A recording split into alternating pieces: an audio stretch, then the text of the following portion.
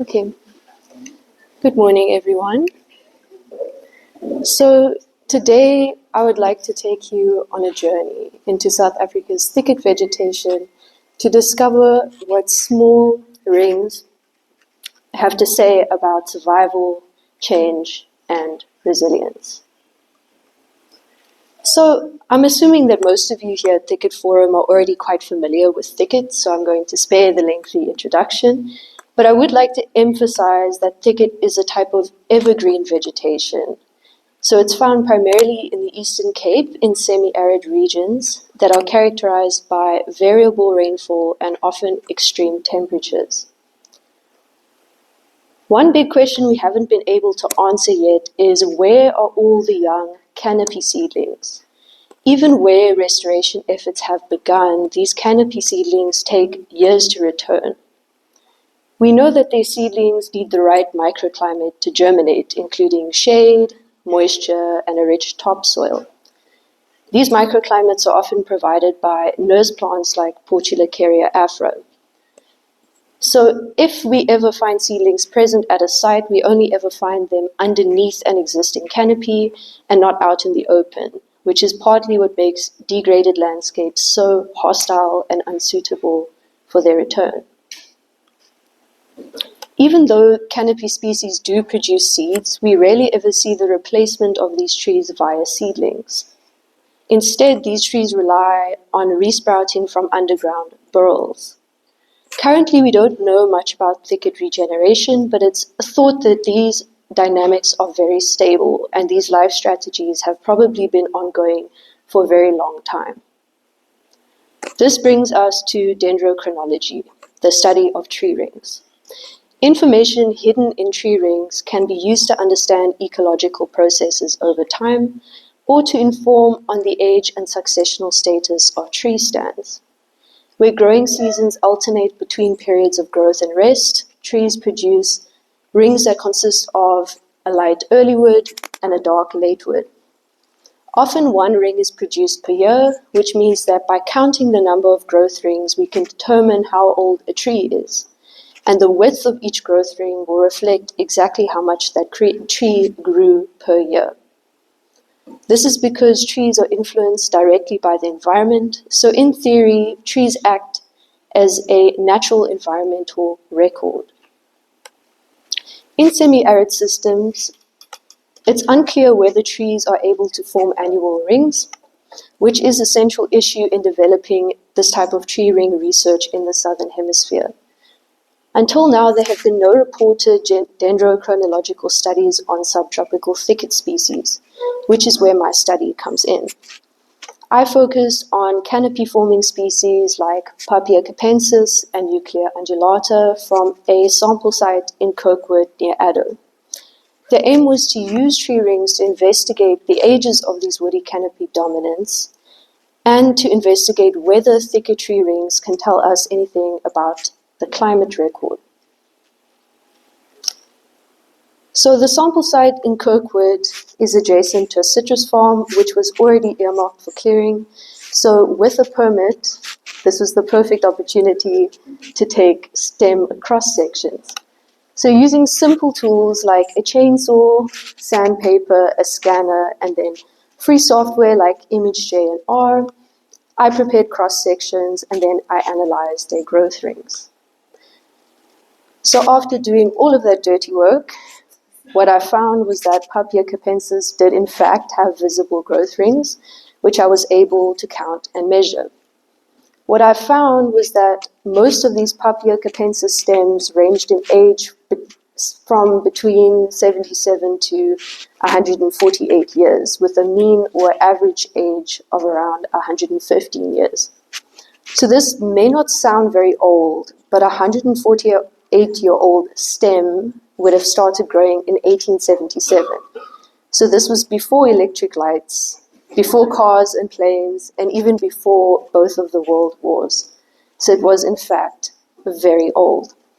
It's also worth noting that these thicket stems were relatively small and that there were likely much larger and much older trees out there. So what I also found was that the growth rings averaged a width of around 0.5 millimeter per year, which indicates incredibly slow growth even by the standards of trees in semi-arid regions. Since sampling targeted tree stems from a resprouting base, this does not actually tell us how old the trees are, only for how long the visible stem has been growing. These canopy trees continuously resprout from an underground burl, so the underground burl is likely much, much older than any of the resprouting stems. So, considering the average stem age of around 115 years, which I estimated, we can only imagine how old these trees actually are. So this slow-growing, resprouting strategy of these thicket canopy species, it makes sense in such a harsh climate.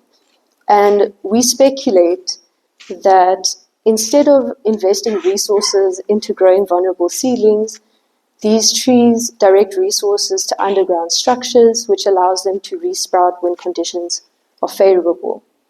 So this life strategy of persistence over recruitment could be one explanation for why we see so few young canopy seedlings.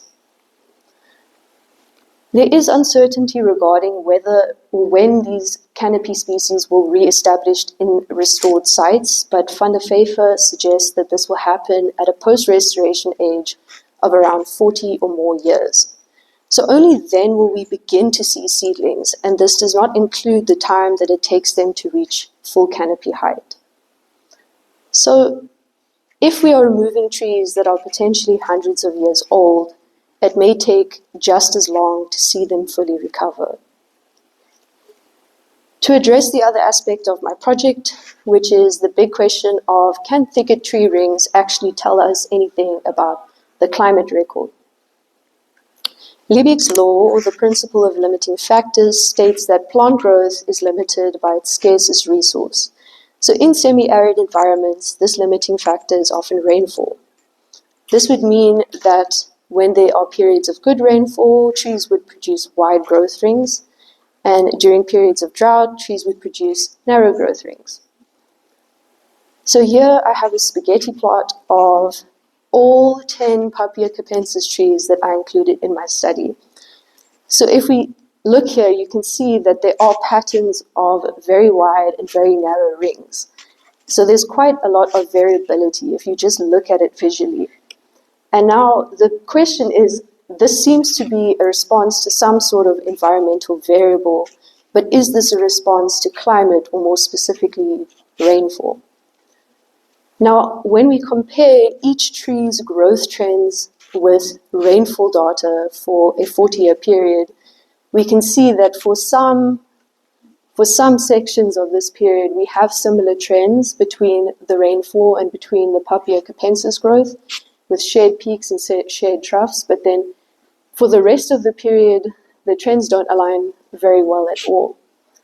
And then if we look at another tree, we can see a similar theme of a certain portion will have shared growth trends, so good years of rainfall correspond to good years of growth, and then for other parts of this period, the trends are not aligning. So then we look at another tree, and now all of a sudden there are no shared patterns, and there's a bit of confusion as to why you see these shared patterns in some trees and not others. So it turns out, when I looked at the rest of my trees, that it was only those 2 samples that showed any sort of relationship with rainfall. The rest of these samples, or the rest of these tree stems, even if we just focus on the red line, which is representing their growth trends, you can see that the growth trends across trees are not very consistent, and they do not very consistently align with rainfall either. So, can tree rings actually tell us about climate in thicket? The short answer is possibly, but definitely not in my study.